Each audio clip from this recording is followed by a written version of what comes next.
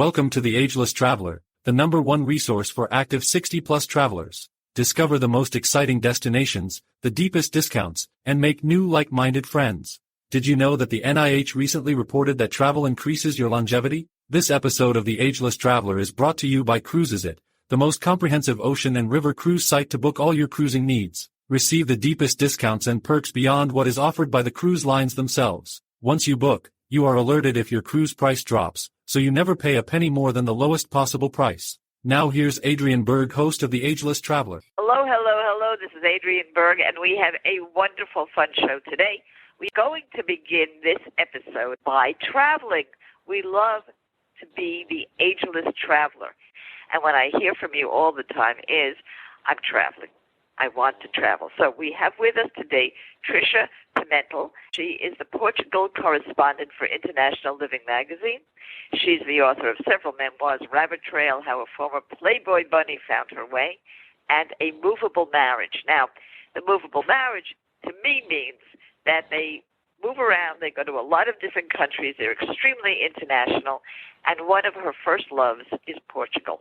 So, Tricia, thank you so much for being with us today. I know you're at the conference in Orlando on International Living, and let's just break it all open. In terms of tourism, pure tourism, people who now finally have time to travel for extended periods, what does Portugal offer? Thank you very much for having me here, Adrienne, and that's a perfect question for the opening because I just finished telling a cab driver in LA yesterday everything that is fabulous about Portugal. They offer, first of all, for me, primarily a beautiful, relaxed lifestyle. It's low-key, low-stress. The people are gracious. It's a very easy place to live. Secondly, for people who are on a retirement income or even just traveling and they're on a travel budget, it is extremely affordable. It's approximately a third of what it costs to live in North America, U.S. and Canada. It's about 10% less than Spain and quite a bit less than Northern European countries like Ireland and France and Germany and so on.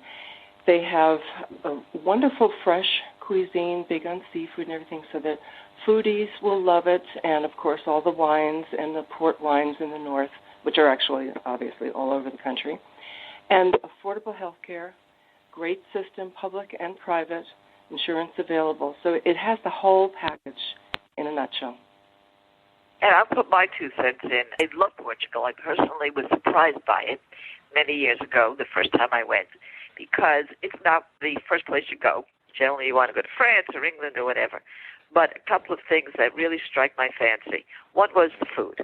I probably learned how to eat in a continental way first time in Portugal. Small portions, very healthy.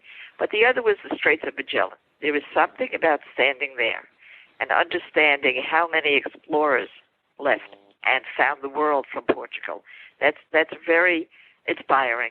And places like Tulum and Tulum cakes and all this, it's a wonderful place. But you mentioned even to live there. Now, International Living is about that. It's about different places in the world where you might want to relocate or even be a snowbird. Let's talk about that. How welcoming is it? Do you have to make an investment in the country if you're really going to live there? Is it affordable to buy a home? What's the scoop on that? Okay, three points there that you just mentioned.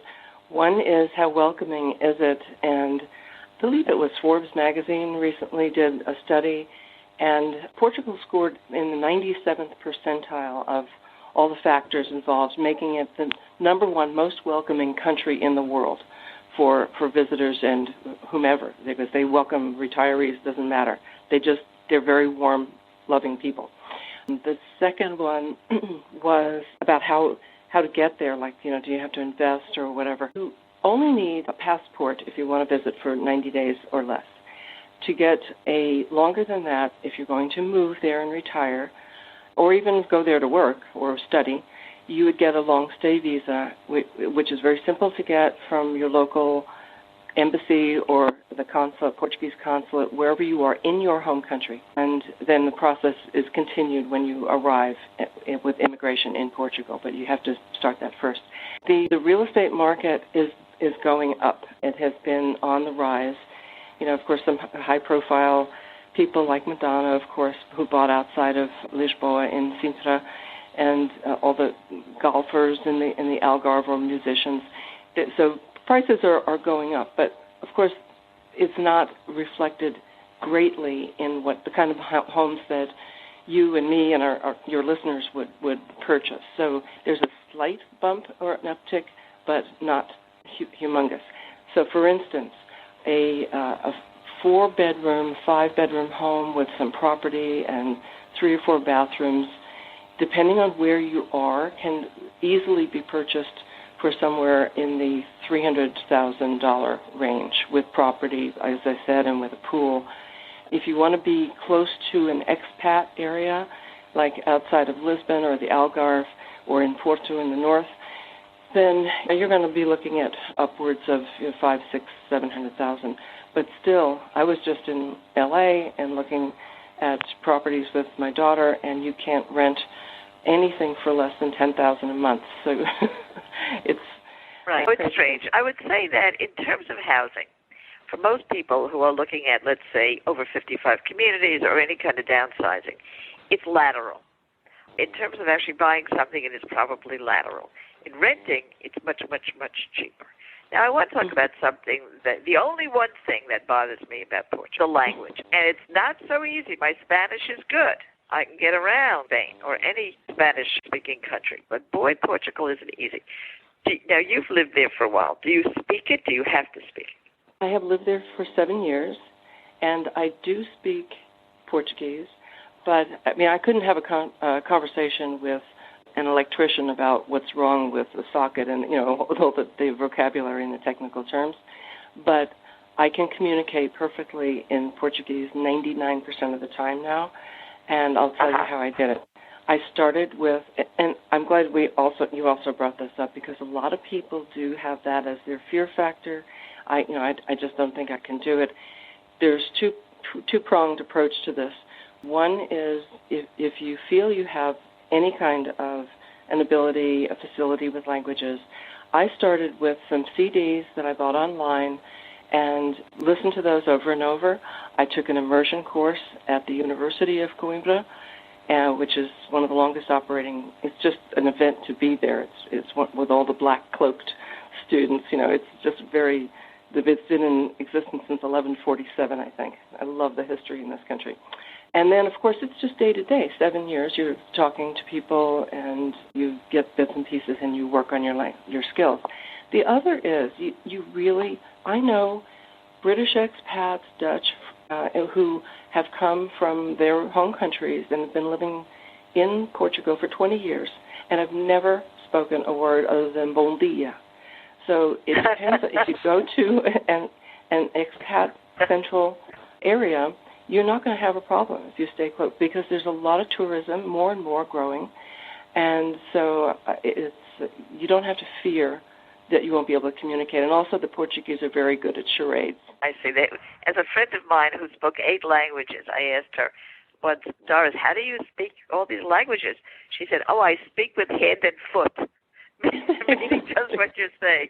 She speaks with body language. Yeah, very true. When we come back, we're going to be speaking a little bit more with Trish Pimentel, and she is not only a correspondent for International Living, but you'll find her work with regard to many other countries, Facebook with International Living, on the blogs with International Living, including Living Australia pages, Living Europe pages, and her own private memoirs. When we come back, we'll talk a little bit more psychologically.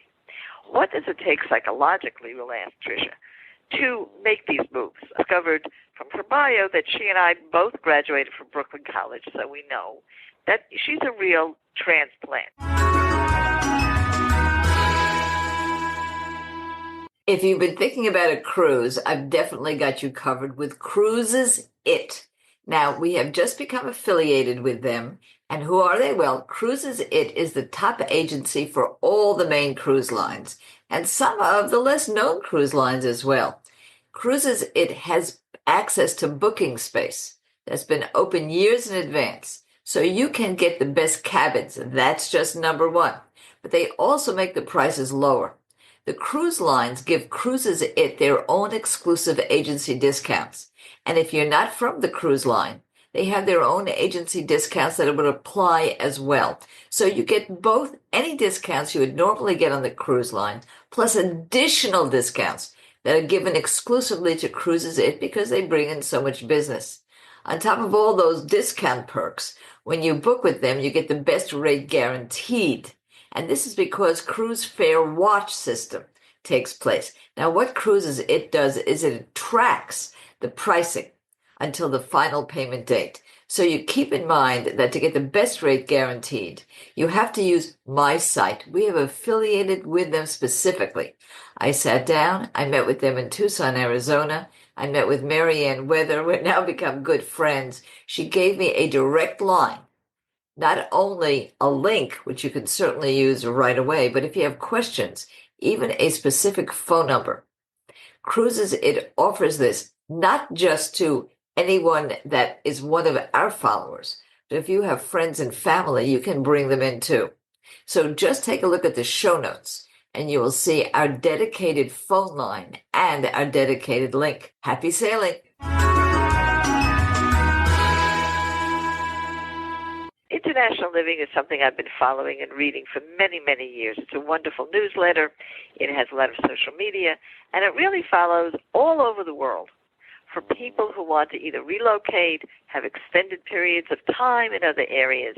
And the thing is that we think about doing it, Tricia, and we wish we could do it, but we don't do it. And that's because the mental set sometimes holds us back. Now, you did do it. How did you prepare yourself mentally to really be leaving the U.S. and going into another country and living the international life? Well, Adrian, I think part of it was I'm married to a nomad, and he had us moving all around the United States for many of the years of our marriage. So I was used to picking up sticks and having garage sales and everything. So that was actually a plus for me, that it didn't feel like such a shock, although I will say it was a shock when I moved to a different country. You mentioned the language before, and even though it was not an obstacle that could not be overcome to learn, there's a definite distinguishing sound with all the shushes that go on. As a matter of fact, your listeners may love to if they want to find out more about this, there's a book written by Barry Hatton called The Portugues, and he likens the sound of Portuguese to windsurfing through consonants. And it's true. There's a lot of and it feels very strange. It almost sounded Eastern European to me. So I'm going in this direction to say that you do start to feel, there's a honeymoon phase in the beginning for the first months or 6 months or whatever, and then it starts to set in, and it feels very strange, and you feel like that stranger in a strange land. And the only thing that helped me overcome that was talking to other expats and forging alliances with, there are fabulous, fabulous networks, expats there in the Lisbon area, in the north, and in the Algarve as well. So I found friendships, and it helped getting through that, what they call the culture shock phase. And after that, it is home sailing. So you should expect that to happen, but it passes because it is just a fabulous place to be. You know, I love this show because it would have been so easy to say, oh, there's no problem, nothing bad happens, you should go, read International Living, it'll tell you. But the truth is the truth. And by the way, folks, this is also going to be true for you if you go to another state in the United States, if you move from independent living to assisted living, if you move from your own home to an apartment. There is this entry point, the transition point, that requires help and support.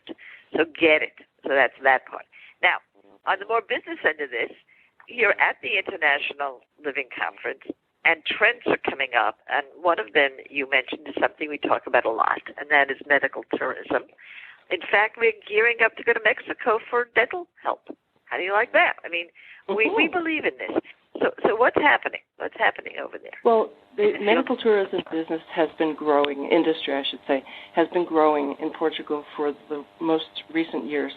And many of the doctors train right in, I mentioned the University of Coimbra and other abroad sometimes, but they have incredible teaching and research facilities right in Portugal. And as a matter of fact, some athletes come from countries all around the world to be treated on for sports medicine here. People come for everything from hip surgery to ophthalmology. There's a trend where because of the quality of the care, the expertise of the doctors, and these doctors that I'm speaking to, I've never been to a public or private hospital or clinic where English has not been, one time, a clinic in a small town, but where English has not been spoken. The medical staff is trained that way. And so they come, and of course, it's the affordability. One example is we have a friend who came from Great Britain. He wanted to come for hip surgery, ended up he needed heart surgery instead. And he went through the public system, and he waited some months, like 6 months, I think, for the hip surgery. But because the heart thing was critical, boom, he was in, and he had his surgery performed by a doctor who trained under Dr. Christian Barnard. So there you go. And that is the best. So we have to expand our minds, expand our ideas, expand our universe, and expand our globe. And what I'm so proud of in our listeners is that they're very proactive people. They don't say, well, we could have, we should have, we didn't. They say we did it. So if it has been in your mind or in your heart, either to take an extended period with an Airbnb, with a home away, or just straight out rent a place, or simply go to a hotel or pension, think about Portugal. It's a place that surprised me. It will surprise you. There are beautiful and wonderful places to go. Cascais and Estoril and all these wonderful little towns that are still what you expect Europe to be are there. They are in Portugal. So I'm a big fan. I'm a cheerleader. And if you really do have an interest in moving to another country or partially investing in another country in some real estate, International Living is the place to go. And it's simply internationalliving.com. And Tricia points out it's 2 L's. She says they didn't do anything cute. It's internationalliving.com. So, Tricia, thank you so much for being with us today. It's been my pleasure, Adrienne. I really enjoyed it. Yes, and we appreciate you. And please, everybody, stay tuned for part 2 of this discussion on Portugal, when you're going to hear from another editor of International Living who's just written a book about how you can move to places like Portugal in the best, easiest possible way and save a ton of money and get yourself a lot of life. So don't you guys go anywhere. One of the things that you've told me over and over again is that your biggest barrier to travel is money. What else is new? Well, we have now affiliated and partnered with all the booking sites that you would be interested in. That's booking.com, that's hotels.com, that's Expedia, that's Guides, Get Your Guide, and of course TripAdvisor, the big one. So if you are going to be booking, you're going to want to use the links that we provide for you because there are discounts there. There's also ease and convenience. It also does something for all of us. It is true, yes, I get a small donation in the event that you book through any of these sites, but I plow it right back in so that we can have more research, more clout in the world of anti-ageism and tourism, and get you even more discounts. So please use these because it'll be good for you and it'll be good for your family. And it really puts a lot more money in your pocket and makes life easy. How do you do that? Well, you simply go to our discount page on agelesstraveler.com/discounts. You'll see that also in the show notes. So use it and never stop traveling.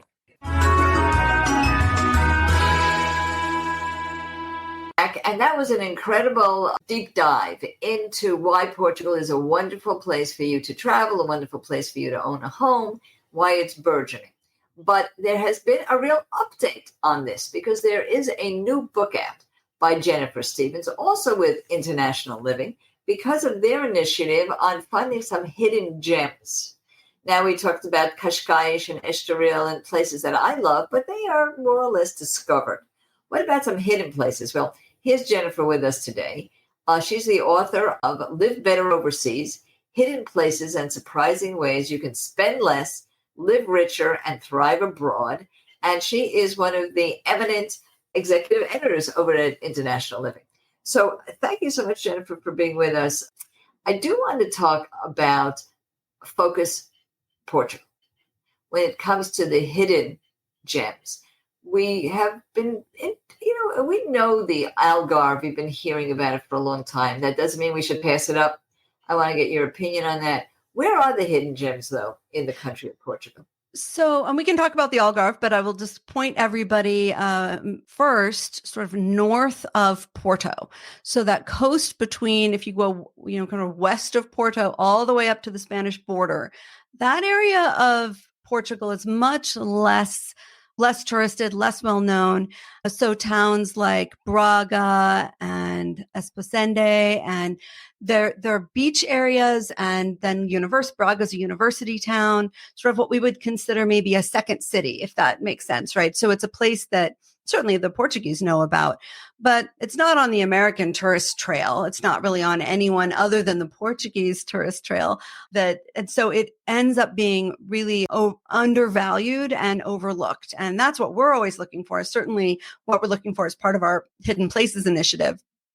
And so we've found that Braga prices are about 20 to 30% less than in Lisbon.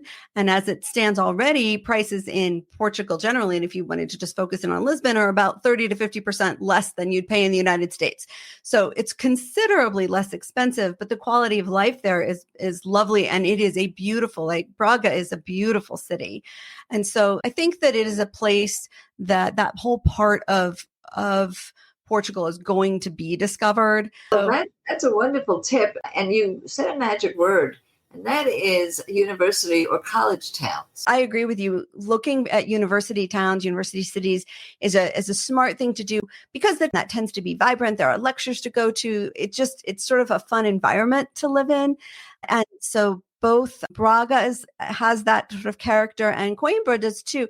That university there was the inspiration for the Harry Potter for Hogwarts, supposedly.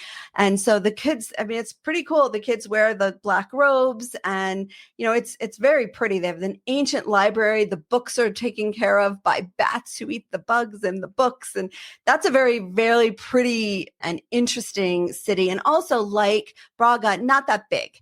So, you can kind of get around relatively easily. But because there's a university there, there's access. And that's nice too, because you don't have to have a car. So the other thing is, I have a chandelier from Coimbra. Do you really? Yes, Coimbra is a place where they also, not very far from making tiles and beautiful pottery. So you could always get your chandelier there. And outside of Portugal, any other college towns that you want to bring up? Lyon is interesting in France. It is the culinary capital. You always think of Paris as being the place where all the foodies go, and of course, the food in Paris is wonderful, but the food in Lyon is next level. And Lyon tends to be very friendly as well, and so a little less. Sometimes people think Paris is sort of stuffy or over. It's just so crowded. And Lyon has the feel of Paris, but it is not as big, and it is not as hoity-toity. And I think that has its appeal. Thank you so much, because this is a perfect combination when we hear about Portugal and then we hear about places we may be able to actually buy a place. That's wonderful. And we did mention the Algarve. So before we leave this topic, let's go there, because that's a place where there are places that you can invest in, actually. Yes. And even resell or rent out, almost like your own Airbnb little business for yourself down there. Tell us about that. Yeah, absolutely. And I would point people primarily to the town of Lagos, which is just sort of central along the coast. Very pretty.